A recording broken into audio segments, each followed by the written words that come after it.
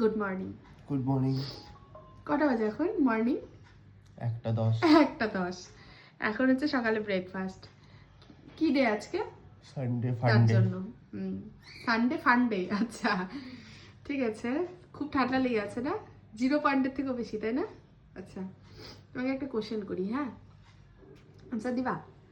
ঠিক আছে বলছি। ধরো তোমার কাছে 10টা ডিম আছে। 10টা ডিমের মধ্যে 2টো ডিম ফেটে গেল। 2টো ডিম তুমি খেয়ে নিলে, হ্যাঁ, আর 2টো ডিম তুমি সেদ্ধ করলে। তোমার কাছে কটা ডিম থাকলো? 8টা ডিম আছে। 8টা ডিম কেন?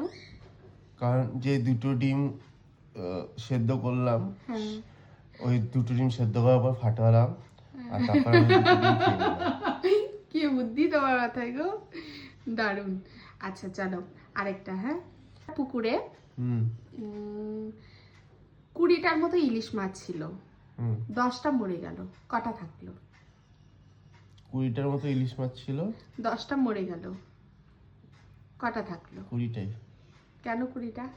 কেন, মরে তো জলের মধ্যেই আছে। পারছো না? বার করবো, ও তো বেরোয়নি, জলের মধ্যেই আছে। তো 20টাই হইলো। পুকুরে কি ইলিশ মাছ চাষ হয়?